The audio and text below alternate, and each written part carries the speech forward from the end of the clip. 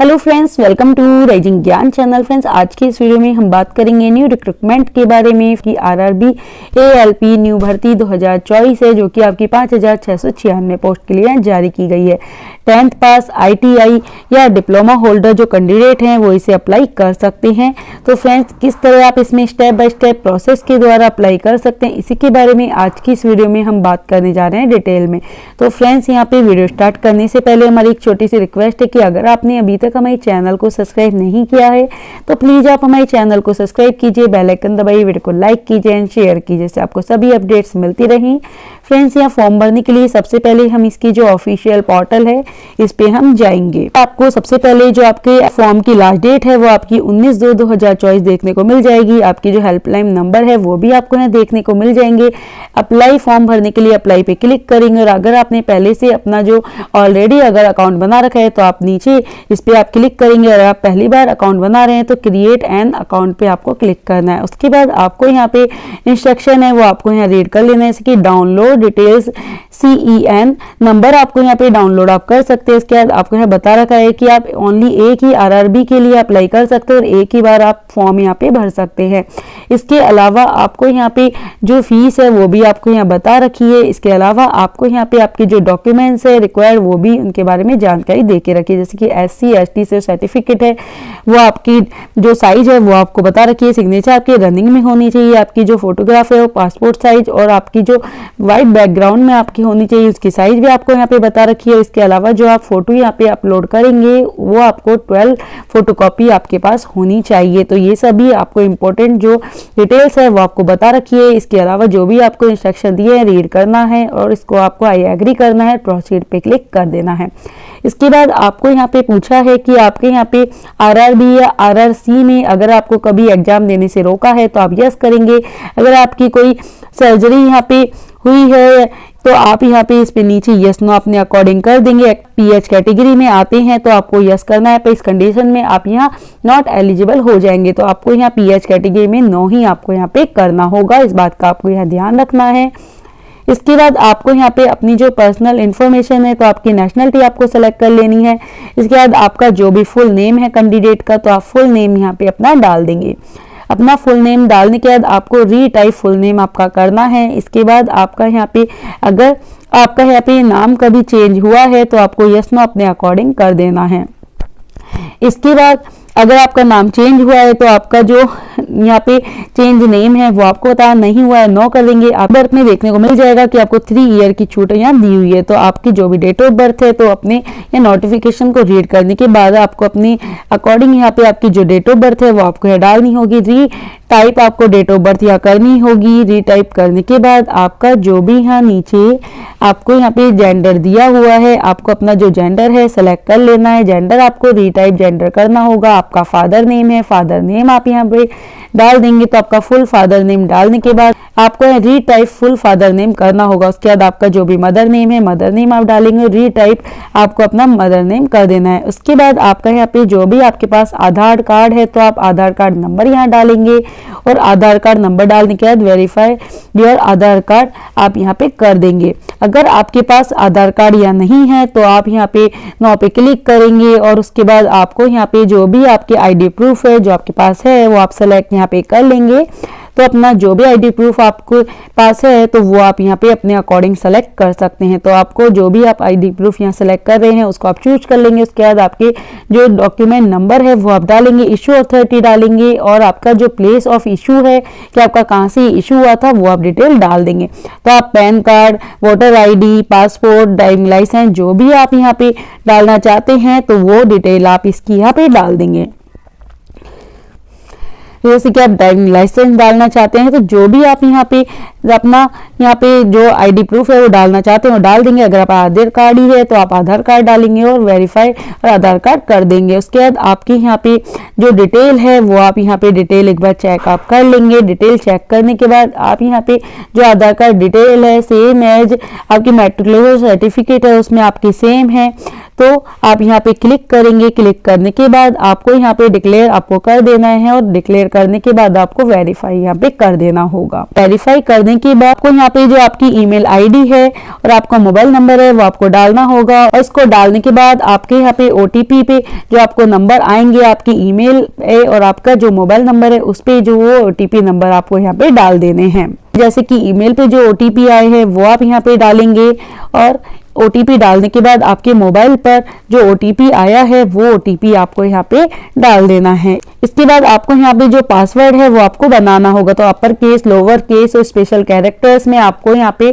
जो आपका पासवर्ड है वो आपको बनाना होगा। तो कुछ इस टाइप का आपको अपना जो पासवर्ड है वो आपको यहाँ पे बनाना होगा, जैसे कि आपको यहाँ पे अपर केस, फिर लोअर केस, उसके बाद नंबर्स और स्पेशल कैरेक्टर्स में आप जैसा आपको याद रह सके ऐसा आपको जो आपका पासवर्ड है वो आपको यहाँ बनाना होगा। अपने अकॉर्डिंग आप इस पासवर्ड को बनाएंगे, और हम सिर्फ सैंपल के तौर पे आपको बता रहे हैं बना के। इसके बाद आपको यह पासवर्ड डालना है, कंफर्म पासवर्ड करना है, और उसके बाद आपको कैप्चर को भरना होगा और preview and create an account पे क्लिक कर देना है। जब आप इस पे क्लिक कर देंगे तो आपकी जो भी सारी डिटेल है वो आपको देखने को मिल जाएगी। इसे एक बार आपको चेक कर लेना है, कुछ अगर गलती लगती है तो आप एडिट कर सकते हैं। अगर सब कुछ सही है तो आप आई हैव पे यहाँ पे क्लिक कर देंगे और क्रिएट एन अकाउंट पे क्लिक करना होगा। जब आप क्लिक कर देंगे उसके बाद आपको अपना जो मोबाइल नंबर है या ईमेल एड्रेस है जो भी आप डालना चाहते हैं और डालेंगे, पासवर्ड आप डालेंगे, कैप्चर को भरेंगे और लॉगिन आप कर देंगे। लॉगिन करने के बाद आपको यहाँ जो इंस्ट्रक्शन है वो आपको पढ़ना होगा और ऑनलाइन एप्लीकेशन पे उसके बाद आपको क्लिक कर देना है।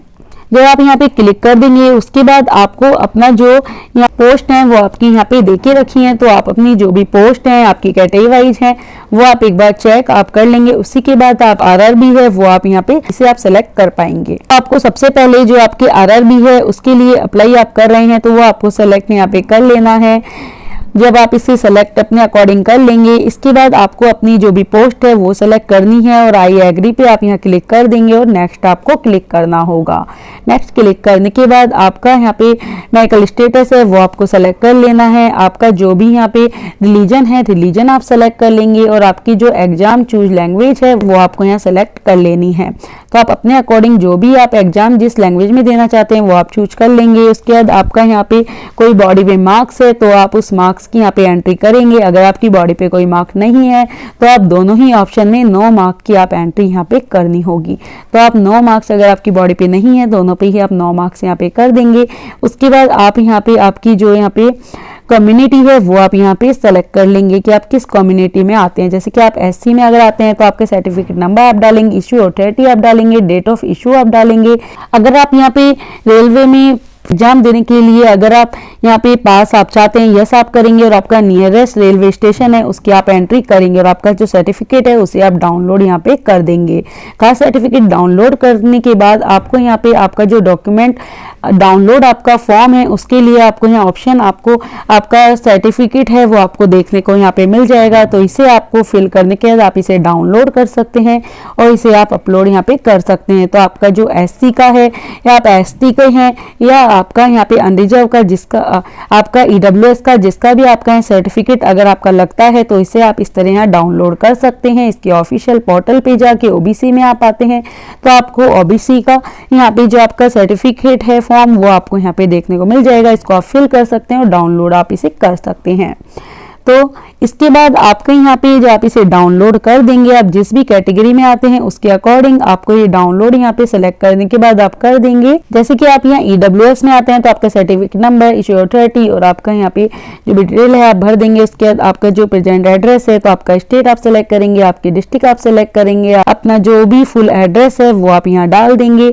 अपना पूरा एड्रेस डालने के बाद आपको यहाँ पे आपका जो विलेज सिटी टाउन है वो आपको डाल देना है। आपका पिन कोड नंबर आपको डालना है। अगर आपका परमानेंट एड्रेस और प्रेजेंट एड्रेस सेम है तो सेम है, इस पे आप क्लिक करेंगे और इसके बाद अगर अलग अलग है तो अलग अलग भर देंगे, सेव करेंगे और नेक्स्ट पे आप क्लिक करेंगे। नेक्स्ट पे क्लिक करने के बाद अगर आप यहाँ पे एक्स सर्विसमैन है तो आपको यस, अगर आप है तो यस करेंगे और आप किस में है तो वो आप सेलेक्ट कर लेंगे। आपकी क्या रैंक है वो आप सेलेक्ट कर लेंगे। आपके यहाँ पे जो आपकी डेट ऑफ अटेंडेंस है, आपकी डिफरेंस है वो आप डिटेल यहाँ पे डाल देंगे और आपका यहाँ पे जो भी आपकी डिटेल है वो पूरी डिटेल आपको यहाँ पे फिल आपको करनी होगी। तो आपकी जो भी फुल डिटेल है वो आप यहाँ पे डिटेल को आप यहाँ फुल कर देंगे। तो आपकी यहाँ पे जो भी डिटेल है वो आप फुल करने के बाद फिल यहाँ पे कर लेंगे, नहीं है सिंपली आप नो करेंगे। उसके बाद अगर आप यहाँ पे EBC में आते हैं तो EBC का मतलब है कि आप कि अगर वार्षिक इनकम 50,000 से कम या BPL कार्ड होल्डर हैं तो आपको यहाँ पे यस आपको करना होगा। तो यहाँ पे आपको एग्री आप जब यहाँ पे कर देंगे, उसके बाद आपका यहाँ पे जो कार्ड होल्डर नेम है, आपके जो भी यहाँ पे डिटेल है वो आपको भरनी होगी, जैसे कि आपके सर्टिफिकेट नंबर, आपकी इशू अथॉरिटी, अदर जो इशू है, डेट ऑफ इशू है, वो आपको डिटेल यहाँ पे इसके बाद भरनी होगी। तो आपको जिसने भी यहाँ इशू ये करा है तो वो आपको यहाँ पे सेलेक्ट आपको कर लेना है। सेलेक्ट करने के बाद आपकी यहाँ डिटेल जब सभी आप यहाँ पे भर लेंगे, सेलेक्ट करने के बाद सब डिटेल जब आप यहाँ फिल कर लेंगे, उसके बाद आपका यहाँ पे अगर आप नहीं आते हैं तो आप सिंपली नो करेंगे। इसके बाद आपका आप यहाँ पे रेलवे में यहाँ पे अगर आपने जॉब करा है तो इसकी डिटेल आप भरेंगे। अगर आपने यहाँ पे रेलवे में अगर आपने यहाँ पे जॉब नहीं करा है सिंपली आप नो कर देंगे। इसके बाद आप अगर यहाँ पे एक्स रेलवे एम्प्लॉय रहे हैं तो आपको यहाँ पे अपनी जो डिटेल है वो आपको यहाँ पे चूज कर लेनी है, नहीं है सिंपली आप नो कर देंगे। इसके बाद आपके यहाँ पे जो कोर्स ऑफ एक्ट अप्रेंटिस है तो आपको यहाँ पे जो डिटेल है वो आपको फुलफिल करनी होगी। तो आपकी जो भी डिटेल है वो आप करेंगे, नहीं है तो आप सिंपली नो कर देंगे। उसके बाद आपकी जो बैंक है उसकी डिटेल आपको यहाँ पे भरनी होगी। आपकी फीस है वो रिफंड के लिए आपको ये अपनी जो डिटेल है वो आपको भरनी होगी। तो आपका जो नेम ऑफ कार्ड होल्डर है उसका नाम, आपका अकाउंट नंबर आपको डालना होगा, कंफर्म अकाउंट नंबर डालना होगा, आपका IFSC कोड डालना होगा और इसे आप यहाँ पे कंफर्म कर देंगे। जब आप यहाँ से कंफर्म करेंगे तो आपका जो बैंक नेम है और आपका बैंक का एड्रेस है वो ऑटोमेटिक आ जाएगा। इसके बाद आपको यहाँ पे सेव आपको डिटेल एक बार चेक करने के बाद आपको यहाँ पे कर देना है और इसके बाद आपको नेक्स्ट यहाँ पे करना होगा। नेक्स्ट करने के बाद आपकी यहाँ पे जो एसेंशियल आपकी जो क्वालिफिकेशन है वो आपकी यहाँ पे देखने को आपको मिल जाएगी। तो आपकी जो भी यहाँ क्वालिफिकेशन है तो वो आप एक बार रीड कर लेंगे।